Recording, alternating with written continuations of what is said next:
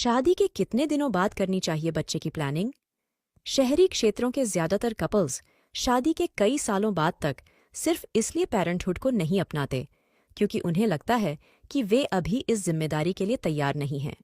लेकिन पति पत्नी दोनों की हेल्थ के हिसाब से देखा जाए तो बच्चे होने का भी एक आदर्श समय होता है। मातृत्व एक ऐसी जिम्मेदारी जिसे निभाने की बात सुनते ही आज के जमाने की कई लड़कियां घबरा जाती हैं। यही वजह है कि वे तब तक मां बनने के बारे में नहीं सोचती जब तक वे पूरी तरह से इसके लिए तैयार न हो जाएं। यह सिर्फ लड़कियों या महिलाओं की ही बात नहीं है, बल्कि कई पुरुष भी ऐसा ही सोचते हैं।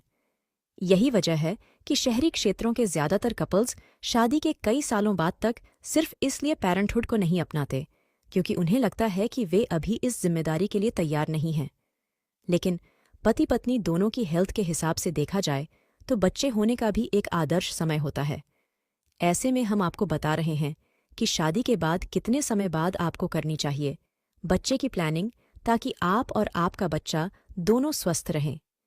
अगर 20 साल से पहले हो जाए शादी, 20 साल की उम्र से पहले किसी भी लड़की को मां नहीं बनना चाहिए। WHO के मुताबिक दुनिया भर में प्रेगनेंसी के दौरान होने वाली जटिलताओं से होने वाली मौतों में 15 से 19 साल की लड़कियां सबसे ज्यादा होती हैं। अगर पहली बार मां बनने वाली लड़की की उम्र 20 साल से कम है तो उसके होने वाले बच्चे की मौत का रिस्क कई गुना बढ़ जाता है। इमोशनली और साइकोलॉजिकली भी 20 साल से कम उम्र में माता पिता बनना सही नहीं, क्योंकि बच्चे के पालन पोषण के लिए परिपक्व समझ की जरूरत होती है।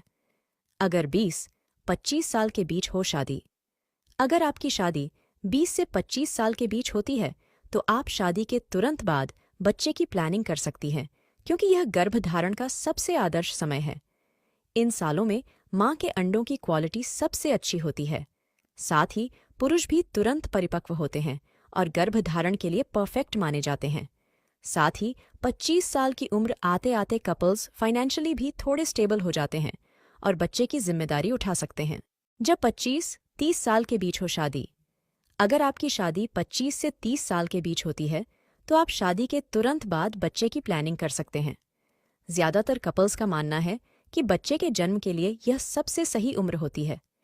हालांकि स्वास्थ्य के लिहाज से देखें तो यह उम्र आते आते महिलाओं की फर्टिलिटी कम होने लगती है और महिला के प्रेग्नेंट होने के चांसेस कम होने लगते हैं। जहां तक पुरुषों के क्वालिटी का सवाल है तो यह पूरी तरह से उनके लाइफस्टाइल पर निर्भर करता है। अगर पुरुष शराब और सिगरेट का सेवन करता है या उन्हें कोई स्वास्थ्य से जुड़ी समस्या है तो इसका उनके पर भी असर पड़ता है।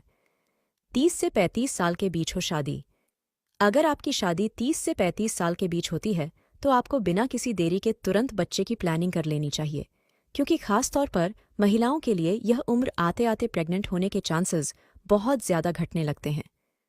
बच्चे की प्लानिंग करने से पहले इस बात की जांच कर लें कि आप और आपका पार्टनर दोनों की ही पेरेंट्स बनने के लिए शारीरिक रूप से स्वस्थ हैं या नहीं।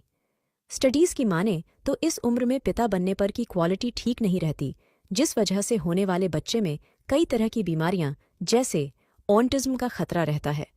35 से 40 साल के बीच अगर हो शादी, इस उम्र में शादी करने के बाद और बच्चे की प्लानिंग करने से पहले अपनी और अपने पार्टनर की अच्छी तरह से जांच करवा लें, ताकि यह पता चल सके कि आप एक स्वस्थ बच्चे को जन्म देने के लिए पूरी तरह स्वस्थ हैं या नहीं।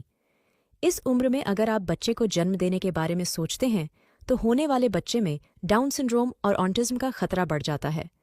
साथ ही गर्भवती स्त्री के गर्भपात का खतरा भी कई गुना बढ़ जाता है।